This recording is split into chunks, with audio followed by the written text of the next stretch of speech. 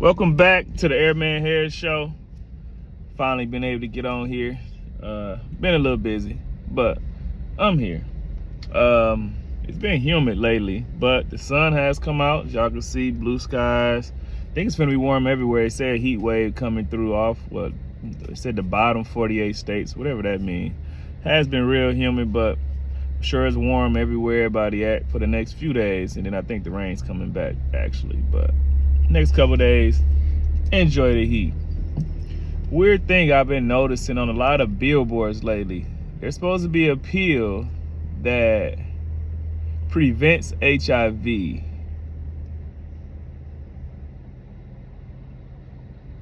That's weird to me. It's like, so you take the pill, I don't know much about it, every day because you're having intercourse with somebody with HIV? Or the potential you might can get HIV. It don't make sense to me. Just strap up, wear a condom. I mean, be safe. Don't be just swinging it all around everywhere with everybody. And you'll be all right, I think. I hope. But a pill that prevents it, I got a lot of questions about that. I just seen it on like 2 billboards too, and it's strangely, oddly, it's 2 guys like cuddled up on the billboard. But anyway, moving right past that, cause yeah, that just made my stomach hurt. But I know a lot of my grown friends. I know a lot of my friends are grown. All of my friends are grown, but my grown friends who are looking to invest in some stuff. And I don't know how good of an investment it would even be. But I've been dropping off a lot of people at JSX. It's like a small little airline, and there's been more and more people that's been, getting dropped off. It's like more business like people that's being dropped off at the airline. So take a look at investing in JSX airline. I've been hearing good things about them. I hear they're growing. A lot of people seem to like them because the TSA, is shorty just going through like a metal detector, sort of like a private plane, charter plane type of feel. So, you're not waiting long TSA. You don't have to be there 2 hours before your flight. Everything is just, much calmer and much smoother. There's only a seat on each side. The right side got the seat with the little table. So you're not all squished up, make you feel like your first class feel, no matter what seat you're in. But take a look at that, because I might be putting y'all on to something low key, giving y'all a little gem. But NFL mini camp starting up. I know a lot of y'all football fans excited about football. I'm a Ravens fan, but the Rams probably gonna win it, so I ain't that excited about it. But I am excited. We do got a new coach, so we'll see how that looks. Now our defense should be better because he's a defensive coach, so hopefully we get back to our those Ray Lewis, Ed Reed days defense, hopefully. But getting right along to that game last night, man. We kind of all knew, well, I ain't gonna say knew, but kind of figured the Spurs were gonna win. It's kind of hard to sweep somebody in the finals unless you're just a great team. It's tough to sweep somebody in the finals, but Spurs pulled it out. They came out tough. They came out guns blazing. The Knicks need to stop letting them get off to these such fast starts. They come from behind like every game, and this time it ain't work out for them. I know a lot of y'all, well, if y'all want to blame somebody, blame Trump. Trump was at the game, the first president to attend a finals NBA game. Okay, he was there asleep. He wasn't even watching the game. They showed Trump he was sleeping, and the dude next to him was sleeping. But blame Trump. Y'all want to blame anybody, New York. Know y'all always want to blame somebody. Blame Donald Trump. Send him hate mail, email him, tweet him, because he be on Twitter a lot, so send it all to Trump. But like I said, the Spurs came out great. The Knicks just weren't that aggressive. I know Mike Brown complained about the fouls. Y'all got to go to the hole to get fouls. Wemby caught, beginning of the game, just alley-oop. Even though Towns and them, y'all getting away with a lot of fouling them, too. They fouling him, grabbing his arm, not getting caught. Y'all doing most of the fouling. We know Brunson, he's a mid-range type of guy, long-distance shooter at mid-range, so he's not going to the hole getting no fouls. Y'all wasn't getting Towns the ball, so he's not getting no fouls. OG been automatic lately. OG had, 28 and 5.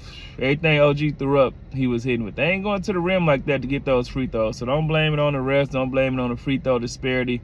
What they do need to blame it on is how the game plan changed. Jalen Brunson had 32, 5 and 5. Towns had 11 and 8. I don't know how many assists he had. I ain't even got the stat written down. But they went away from that Warrior-style basketball. Mike Brown was on those Warriors teams when they started putting Draymond at the point, letting him be the primary facilitator, like they was doing with Karl-Anthony Towns, not letting Steph sit up there and dance, just like Jalen Brunson did last night. That's why he had more points. He probably took 25 shots or something like that. Up there dancing with the ball. Yeah, he could score, but that's not what y'all need. That's not what got y'all, those 14, I believe, games in a row in the playoffs. They need to put the ball back in Towns' hands. For one, Wemby's a great shot blocker, don't get me wrong, but he can't guard Towns like that. He can block his shot because he's way taller, but if Towns play like how he played them past 2 games, Wemby can't really guard him because you already scared that he's a great shooter, so you're already fearing that he's going to shoot the 3. But he's been going to the rim, and that's when you're going to get your fouls. So if you get him going to the rim, but only having 8 points, he's not going to the rim that much.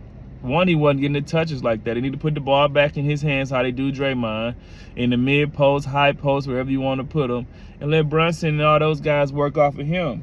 Hart had 16, 9, and 5. He shot it good from 3, 6 threes. Like I said, now that takes away Bridges. Bridges had 2 points, 5 rebounds. That's because Brunson's up there with the ball. You got to put the ball back in Towns' hands. That way it helps the other guys. Shaman came off the bench, only 3 points. Same point once again. He missed a lot of shots, though, don't get me wrong. But the Spurs, if the Spurs start hitting some of their shots, it's going to get ugly for the Knicks because they haven't had a great, shooting game, really. Champagnie had 12. Vassell only had 11 and 4. Castle had 23, 5 and 5. Castle came out tough. Castle came out, brought the energy. He playing great defense on Jalen Brunson, just like he did with Shea in the last series. So shout out to Castle. And I told y'all, it's a weird thing, but I told y'all Castle's my favorite Spurs player. But I don't know for how long, because what's irritating about Castle, watch, every time he scores, he celebrates.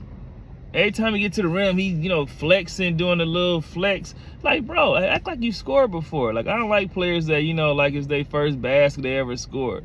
Like, score like you Jordan or Kobe. You knock it down and you trot back down chewing your gum or run back down like Kobe. Like, bro, don't celebrate after every basket you make. Like, act like you didn't score before. It's like the kid that don't never get in the game and he finally scored and the crowd goes crazy off of 1 bucket even though y'all still losing or y'all up by a lot. It's like, it's just 1 bucket. But he got to stop celebrating so much when he score. Act like you're a scorer, my man. Wemby had 32, 8, and 6. Wemby played a decent game. I'm still not a fan of all the jump shots. I'm still not a fan of giving it to Wemby at the top of the key and letting him ISO. I know they try to make like he's Kevin Durant, but not yet. End of the first quarter, he get the ball. The guys right there with their hands, right here. He takes it coast to coast, get to the rim, and just did like a little 3rd grade move or something, like just body all dangly, threw the ball up. It's like, bro, give it to the guard and get down under the rim, dog. Like, I don't like when he try to, do too much. Like, we know you can shoot it, but shoot it in rhythm. We don't need you up there trying to pat it like you KD. We don't need you doing that. Get your butt to mid-post, the elbow, or on the block. Simple as that. It worked. I'm happy he didn't do those tip lobs this game. Somebody must have said something to him. He was actually he was either dunking them or coming down with them. I'm happy he wasn't doing those tip lobs. Fox had 12, 3, and 8. It's a great job by having 8 assists. I also think that putting the ball in his hands late in the game is a better decision than giving it to, as we've seen, than giving it to Dylan Harper. I still don't think Fox had that great of a game. Fox just take a lot of ill-advised jump shots. He takes a lot of, crazy jump shots to me that they don't need. What he need to do, they keep him next year, he need to go to Castle and ask him, hey, I need number 5 back. And switch jerseys. Because when Fox was number 5, Fox was getting to the hole, windmilling. Like, people don't even know Fox had bounce. Fox got bounce. He only 28 years old. Like, it still got to be there. Fox shows 0 athleticism. I don't know if his ankle's still messed up. I don't know if he hurt. Maybe that's what it is. But Fox used to get to the rim real athletic when he was number 5. Now that he's number 4, he playing like he a San Antonio Spurs with no athleticism at all. It's like, come on, bro. Like, let's see the athleticism. Get to the hole. Get to the cup so he can get free throws, and it'll make it better. But I do say he did control the game down the stretch, because when they put the ball in those young guys' hands, they've been making terrible decisions at the end of the game. Like Harper had 13, 9, and 4. I like Harper. They get up, but they was up 8, 9 points, and Harper goes on a 1-on-3 trying to do that slow Euro. That's slow motion already. And OG just get that junk out of there. He keep blocking his shot every time he do that. It's like, bro, you got to slow it up. It's a 3-on-1. We don't need that right now. Slow it up. Kill some clock. We got the lead. And let's milk it a little bit. But they let them come back and try to make it into a game, making it to, you know, something that it wasn't. But they came out with the win. Like I said, it's all learning for them. I do think Mike Brown need to, you know, go back over his game plan and don't play how they just played game 3, because they will lose game 4. If they lose game 4, it's gonna get ugly, because they're going back to San Antonio. If they lose game 4, they losing 5. So I don't believe these teams gonna keep just losing at home. It's gonna be weird. You know, nobody's winning at the crib. Especially New York not winning in New York. That is crazy. They brought all the stars out, from the president to, who was there, Jay-Z, Spike's always there, Ben Stiller's always there. You know, they got everybody in attendance. All the old players. We've seen Larry Johnson with the Grays. Like, I don't know, it's an entertaining series. I think it might go 7, y'all. It might depend on next game. If the Spurs win next game, I don't know. But I think it might go 7. It's good for the league. It's good competition.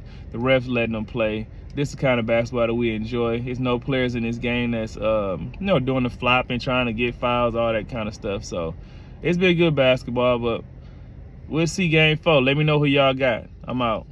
Peace.